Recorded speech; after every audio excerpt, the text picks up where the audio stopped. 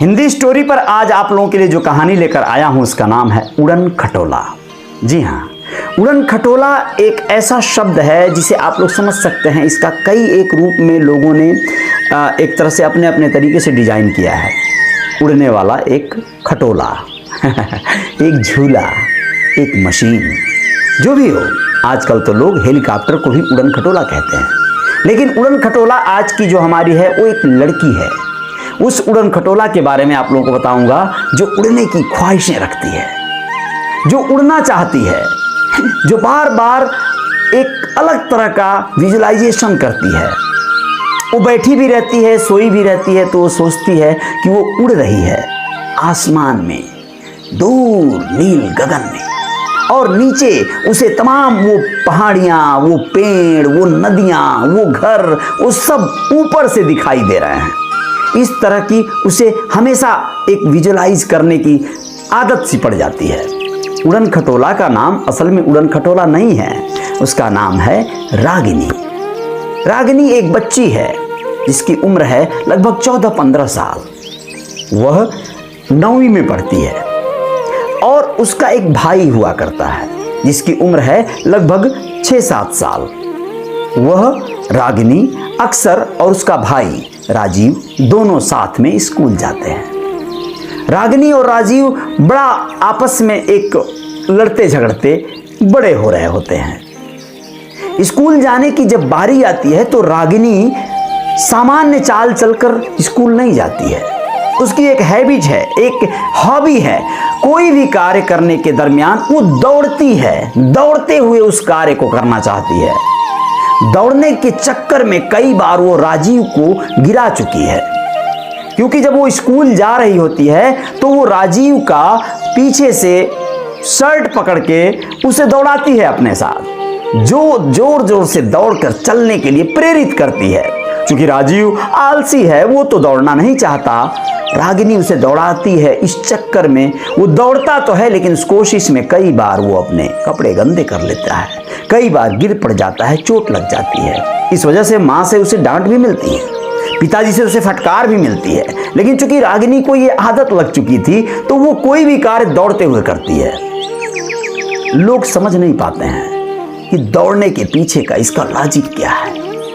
रागिनी अकेले जब कोई कार्य करने जाती है, बाजार जाना हुआ, सब्जी लाना हुआ, कोई भी कार्य माँ जब उसे भेजती है तो वो यूं जाती है, यूं चली आती है।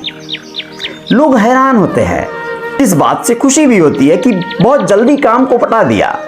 उसके पीछे बहुत बार लोगों की नजर पड़ती है कि ये कोई भी काम को दौड़ते हुए करती है। लोगों को गुस्सा भी आता है, चाहे वो घर परिवार के लोग हों, चाहे अड़ोस पड़ोस के लोग हों, कि ये क्यों दौड़ती है, कहीं कुछ चोट लग जाए, गिर जाए, पड़ जाए।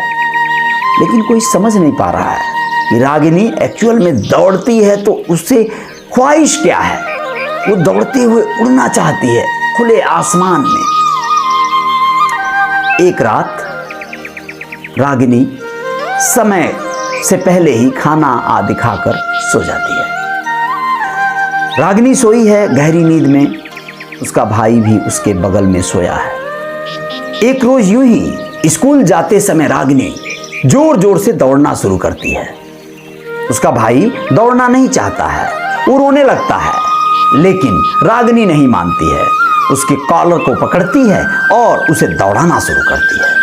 दौड़ते हुए वो इतना स्पीड दौड़ने लगती है, इतनी जोर जोर से दौड़ने लगती है, उसका भाई चिल्लाने लगता है, वो डर जाता है, चीखने लगता है। फिर भी रागिनी रुकती नहीं है, वो उसे दौड़ाए जा रही है, दौड़ाए जा रही है, और वो दौड़ते दौड़ते उसकी स्पीड इतनी ज्यादा बढ़ जाती है कि वो जमीन छोड़ देती है, वो आसमान में उड़ने लगती है।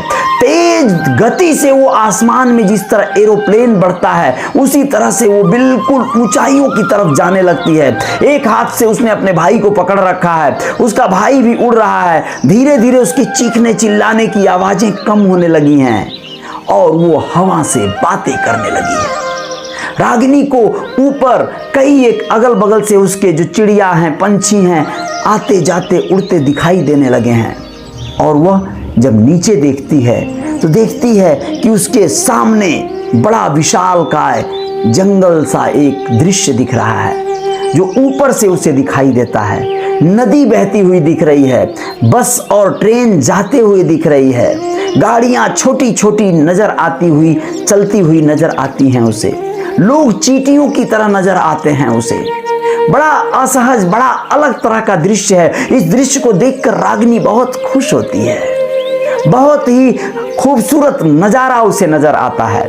उसका भाई भी अब रोना बंद कर चुका है और वह भी लगभग ध्यान से उन नीचे की सारी चीजों को देख रहा है।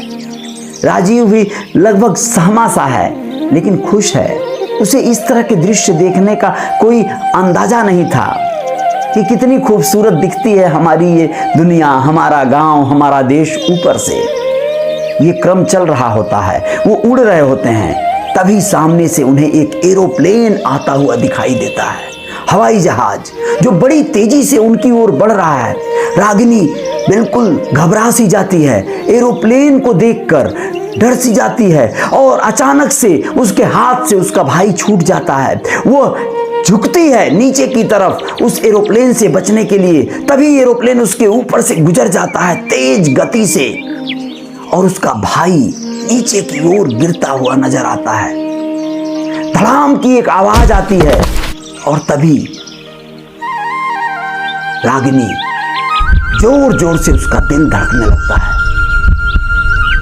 पसीना पसीना हो चुकी है, घबराहट से वो बिल्कुल गला सूखा जा रहा है उसका।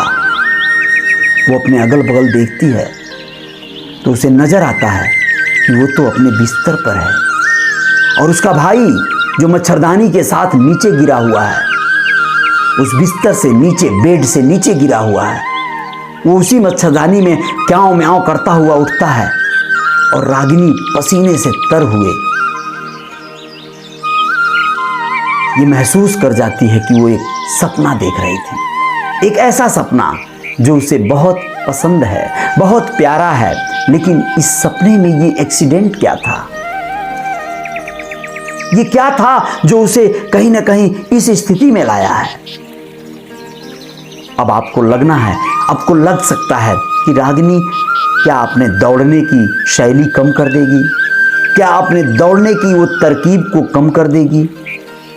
ऐसा बिल्कुल भी नहीं होता है। रागिनी इस सपने को भूल जाती है। रागिनी वैसे ही दौड़ती है, फिर से वो ख्वाहिशें करती है, वैसे ही उड़ना चाहती है। और आपको बताएं, कब जिंदगी के 2-4 साल, 5 साल गुजर गए पता ही नहीं चला।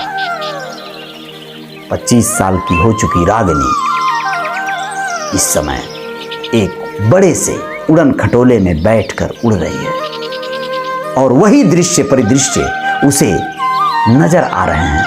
वही जो सपने में वो देखा करती थी, वैसे ही छोटे छोटे गांव, वैसे ही वो नदियां, वैसे ही वो नाव, वैसे ही वो गाड़ियों का चलना, वो जंगलों का दिखना। अब वो सपने नहीं रह गए थे, अब वो सब कुछ उसके अपने हो चुके थे। रागिनी जिस उड़न खटोले में उड़ रही थी वो एक चॉपर था जिसमें वो सफर करती थी। वो अपनी पढ़ाई लिखाई पूरी करके एक ऐसे कंपनी में जॉब पर लगी है जहां पर उसकी यात्राएं अक्सर चॉपर से हुआ करती हैं। अब वो उड़न खटोले में ही उड़ती है। वो बड़े एक रेस्टोरेंट, एक बड़े रिसोर्ट के सीरीज जो बहुत बड़ी फ्रेंचाइजी चलाते हैं देश के, उनके साथ काम करती है। मैनेजमेंट का पूरा काम देखती है। लाखों रुपए में उसकी सैलरी है। उसकी लाइफ स्टाइल, उसकी ज़िंदगी पूरी तरह से बदल चुकी है। उसके पास अपना प्यारा सा घर है, अपना बहुत सारा संसाधन है, बहुत सारी गाड़ियां हैं। उसकी ज़िंदगी में खुशियां अनंत हैं। उसे उसके गांव के लोग, उसे उसके अगल बगल के पड़ोस के लोग जब वो दौड़ा करती थी तो उड़न खटोला कह के बुलाने लगे थे। उड़न खटोला नाम से वो प्रसिद्ध हो चुकी थी। लेकिन आज वो उड़न खटोला सचमुच में उड़न खटोले से ही ज़्यादा सफ़र करती है। उसके जो सपने थे वो सच साबित हो चुके हैं, साकार हो चुके हैं। तो आप इस कहानी से क्या प्रेरणा लेते हैं, आप लोग कमेंट बॉक्स में लिख दीजिएगा। उड़न खटोला या फिर आपका इस तरह का कोई नाम, कोई भी इस तरह की टैग आपके साथ लग जाए तो उससे नर्वस नहीं होना है, हतोत्साहित नहीं होना है। हो सकता है भविष्य में वो आपकी ऊर्जा बन जाए, वही आपकी जिंदगी का सबसे बड़ा हिस्सा बन जाए। उड़न खटोला रागिनी का अपना हो चुका था, सारा सपना साकार हो चुका था। उसके माता पिता उससे बहुत खुश थे, उसकी जिंदगी में तमाम खुशियां बरस रही थी। बहुत बहुत धन्यवाद। YouTube पर इसको आप लोग सब्सक्राइब कर लीजिएगा। इस तरह की कहानियां लेकर हिंदी स्टोरी में हम आते रहेंगे। शेयर कर दीजिएगा अगर अच्छा लगे तो। Thank you.